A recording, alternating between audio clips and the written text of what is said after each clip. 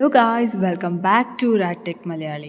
അപ്പോൾ ഇന്ന് നമ്മൾ നോക്കാൻ പോകുന്ന ടോപ്പിക്കാണ് ബേരിയം മീൽ ഫോളോ ത്രൂ എന്ന് പറയുന്നത്.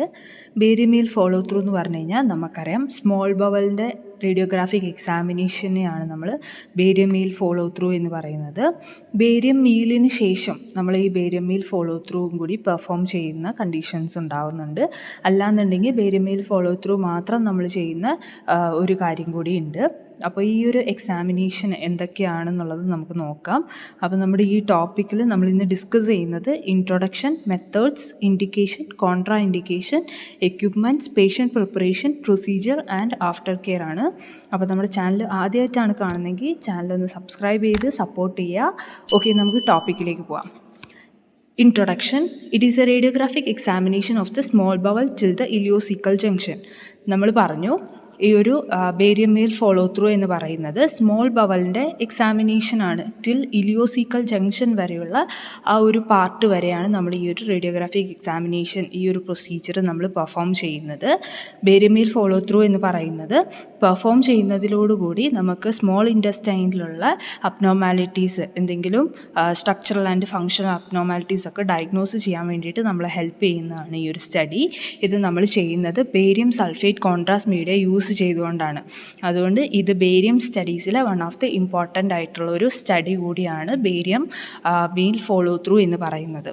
ഇനി നമുക്ക് ഈ ഒരു അപ്പർ GIT സ്റ്റഡീൻ്റെ ഈ ഒരു പെർഫോമൻസ് എന്ന് പറയുന്നത് നമ്മൾ പറഞ്ഞു, സെപ്പറേറ്റ് ആയിട്ടോ അല്ലെങ്കിൽ കണ്ടിന്യൂസ് ആയിട്ടോ ചെയ്യാം. ബേരിയം മീൽ കഴിഞ്ഞ ഉടനെ നമുക്ക് ബേരിയം മീൽ ഫോളോ ത്രൂ ചെയ്യാം, ഇല്ലാന്നുണ്ടെങ്കിൽ നമുക്ക് സെപ്പറേറ്റ് ആയിട്ടും ചെയ്യാം എന്ന് നമ്മൾ നേരത്തെ പറഞ്ഞു.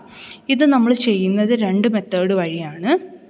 നമ്മൾ ബേരിയം സ്റ്റഡീസിൻ്റെ എല്ലാ സ്റ്റഡീസും നമ്മൾ 2 സ്റ്റഡി വെച്ചിട്ടാണ് ചെയ്യുന്നത്. അതേപോലെ തന്നെ ഇതിനും 2 സ്റ്റഡീസ് ഉണ്ട്. സിംഗിൾ കോൺട്രാസ്റ്റ് സ്റ്റഡി യൂസ് ചെയ്യുന്നുണ്ട്, ഡബിൾ കോൺട്രാസ്റ്റ് സ്റ്റഡി യൂസ് ചെയ്യുന്നുണ്ട്. സിംഗിൾ കോൺട്രാസ്റ്റ് സ്റ്റഡി നമുക്കറിയാം, സ്മോൾ ഇൻറ്റസ്റ്റൈനിനെ പറ്റിയുള്ള ആ ഒരു ഡിസോർഡേഴ്സ്, അബ്നോർമാലിറ്റീസ് ഒക്കെ ഇവാലുവേറ്റ് ചെയ്യാൻ വേണ്ടിയിട്ടാണ് നമ്മൾ സിംഗിൾ കോൺട്രാസ്റ്റ് സ്റ്റഡി പെർഫോം ചെയ്യുന്നത്.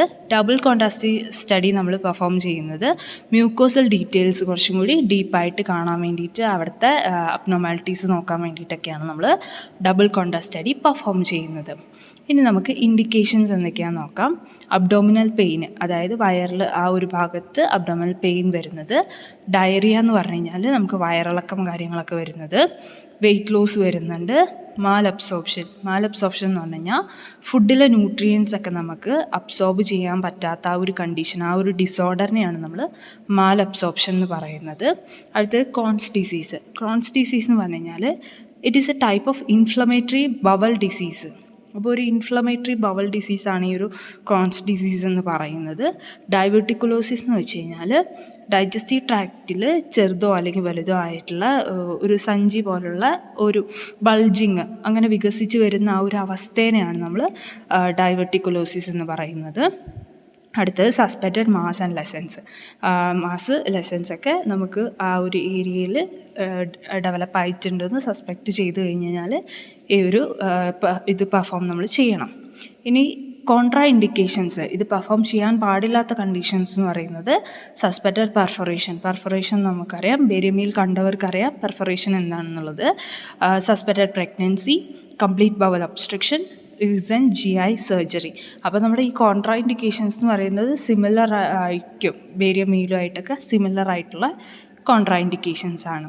ഇനി നമ്മുടെ എക്യുപ്മെൻറ്റ്സ് എന്ന് പറയുന്നത് ഫ്ലൂറോസ്കോപ്പി യൂണിറ്റ് യൂസ് ചെയ്യുന്നുണ്ട്, medium density barium sulphate suspension use ചെയ്യുന്നുണ്ട്, എഫർവെസൻ പൗഡർ നമ്മൾ ഡബിൾ കോൺട്രാസ്റ്റ് സ്റ്റഡിയിൽ യൂസ് ചെയ്യുന്നുണ്ട്. എഫർവെസൻ പൗഡർ എന്ന് പറയുന്നത് ഗ്യാസ് പ്രൊഡ്യൂസിങ് ഏജൻ്റ് ആണ്, നമ്മൾ ഓൾറെഡി പറഞ്ഞിട്ടുണ്ട്. ഓക്കെ, ഇനി പേഷ്യൻറ്റ് പ്രിപ്പറേഷൻ നോക്കാം. നമ്മളെല്ലാത്തിലും പറയുന്ന പോലെ തന്നെ 2 ദിവസത്തെ ഡയറ്റ് എടുക്കാൻ വേണ്ടിയിട്ട് പേഷ്യൻറ്റിനോട് പറയുക, ക്ലിയർ ആയിട്ടുള്ള ലിക്വിഡ്സ് കുടിക്കാൻ വേണ്ടി പറയുക. നമ്മൾ എക്സാമിനേഷന് മുൻപുള്ള നൈറ്റ് ലാക്സേറ്റീവ് കൊടുക്കണം പേഷ്യൻറ്റിന്. ബവൽ പ്രിപ്പറേഷന് വേണ്ടിയിട്ടാണ് നമ്മളത് കൊടുക്കുന്നത്. ബവൽ പ്രിപ്പറേഷൻ കറക്റ്റായിട്ടില്ലെങ്കിൽ നമുക്ക് ഈ ഒരു പ്രൊസീജിയർ ചെയ്യാൻ കഴിയില്ല, അതുകൊണ്ടാണ് നമ്മൾ ലാക്സേറ്റീവ് മുന്നേ കൊടുക്കുന്നത്. ഫാസ്റ്റിംഗ് നമ്മൾ എടുക്കാൻ വേണ്ടി പറയണം. 4 to 6 hours ആണ് നമ്മൾ പേഷ്യൻറ്റിനോട് പറയേണ്ടത്. ഒന്നും കഴിക്കുകയോ കുടിക്കുകയോ ഒന്നും ചെയ്യരുത് മിഡ് നൈറ്റിന് ശേഷം എന്ന് പേഷ്യൻറ്റിന് ഇൻഫോം ചെയ്യണം. വുമൻസ് ആണെങ്കിൽ എന്തെങ്കിലും പോസിബിലിറ്റി ഓഫ് പ്രഗ്നൻസി ഉണ്ടോ അല്ലെങ്കിൽ പ്രഗ്നൻ്റ് ആണോ എന്നുള്ളത് ഇൻഫോം ചെയ്യാൻ വേണ്ടി പേഷ്യൻറ്റിനോട് പറയണം. ഇനി പേഷ്യൻറ്റ് ഈ ഒരു പ്രൊസീജിയറിന് വരുന്ന സമയത്ത് മെറ്റാലിക് ഒബ്ജക്ട്സ് ജ്വൽസ് ഒക്കെ റിമൂവ് ചെയ്തിട്ട് വേണം വരാൻ വേണ്ടിയിട്ട് നമ്മൾ ഇൻഫോം ചെയ്യണം. പിന്നെ പേഷ്യൻറ്റിനോട് സ്മോക്ക് ചെയ്യുകയോ അല്ലെങ്കിൽ ചൂ ചെയ്യുകയോ ഒന്നും ചെയ്യരുതെന്ന് പറയണം. കാരണം ബേരിയം സൾഫേറ്റിൻ്റെ കോട്ടിങ് പ്രോപ്പറായിട്ട് കിട്ടില്ല, മ്യൂക്കോസൽ ലെയറിൽ കിട്ടത്തില്ല. അതുകൊണ്ടാണ് നമ്മളങ്ങനെ പറയുന്നത്. ഇത്രയും കാര്യങ്ങളാണ് നമ്മൾ പ്രൊസീജിയറിന് മുന്നേ ചെയ്യേണ്ടത്. ഇനി പ്രൊസീജിയറിൽ വരുമ്പോഴേക്കും നമ്മുടെ എക്സാമിനേഷൻ്റെ ദിവസം ടെക്നോളജിസ്റ്റ് ഈ ഒരു പ്രൊസീജിയർ മൊത്തം പേഷ്യൻറ്റിന് പറഞ്ഞു കൊടുത്തിട്ട് പേഷ്യൻറ്റിൻ്റെ അടുത്തുനിന്ന് ഒരു സൈൻ ഒപ്പിടിപ്പിച്ച് വാങ്ങണം, ഒരു കൺസെൻറ്റ് ഒപ്പിടിപ്പിച്ച് നമ്മൾ വാങ്ങണം. അതിനുശേഷം പേഷ്യൻറ്റിന് ഓക്കെ ആണെങ്കിൽ പേഷ്യൻറ്റിന് നമ്മൾ ഹോസ്പിറ്റൽ ഗൗൺ വെയർ ചെയ്യാൻ വേണ്ടി കൊടുക്കുന്നു. അതിനുശേഷം നമ്മൾ സിംഗിൾ കോൺട്രാസ്റ്റ് സ്റ്റഡി സ്റ്റാർട്ട് ചെയ്യാണ്. ഈ ഒരു സ്റ്റഡി എന്ന് പറയുന്നത് സിമിലറാണ് ബേരിയം മീലിൻ്റെ സ്റ്റഡിയായിട്ട് സിമിലറായിട്ട് തന്നെയാണുള്ളത്. അതിൽ കുറച്ച് സ്റ്റെപ്പുകൾ കൂടുതൽ വരുന്നുണ്ട് എന്നേ ഉള്ളൂ. നമുക്ക് സിംഗിൾ കോൺട്രാസ്റ്റ് സ്റ്റഡി നോക്കാം. പേഷ്യൻറ്റിനെ നമ്മൾ സുപ്പൈൻ പൊസിഷനിൽ കിടത്തിയിട്ട് നമ്മൾ സ്കൗട്ട് ഫിലിം, അബ്ഡോമൻ്റെ സ്കൗട്ട് ഫിലിം എടുക്കുന്നു. എന്തിനാണെന്ന് വെച്ച് കഴിഞ്ഞാൽ ബവൽ പ്രിപ്പറേഷൻ ഓക്കെ ആണോ എന്ന് നമ്മൾ ചെക്ക് ചെയ്യുന്നതാണ്. ബവൽ പ്രിപ്പറേഷൻ ഓക്കെ ആണെങ്കിൽ നമുക്ക് ഈ ഒരു എക്സാമിനേഷൻ കണ്ടിന്യൂ ചെയ്യാം. ഇല്ല, ബവൽ പ്രിപ്പറേഷനിൽ എന്തെങ്കിലും റെസിഡിയൽ ആയിട്ടുള്ള ഫീക്കൽ മാറ്ററോ ഗ്യാസസോ പ്രസൻ്റ് ആണെങ്കിൽ നമുക്ക് ഈ ഒരു എക്സാമിനേഷൻ പോസ്റ്റ്പോണ്ട് ചെയ്യേണ്ടി വരും. ഓക്കെ, അതിനുശേഷം ഇപ്പം നമ്മുടെ ബവൽ പ്രിപ്പറേഷൻ ഗുഡ് ആണെങ്കിൽ നമുക്ക് പേഷ്യൻറ്റിനെ അപ്രൈറ്റ് പൊസിഷനിൽ, അതായത് നിർത്തിക്കൊണ്ട് നമുക്ക് ഇനിയുള്ള പ്രൊസീജിയർ കണ്ടിന്യൂ ചെയ്യാവുന്നതാണ്.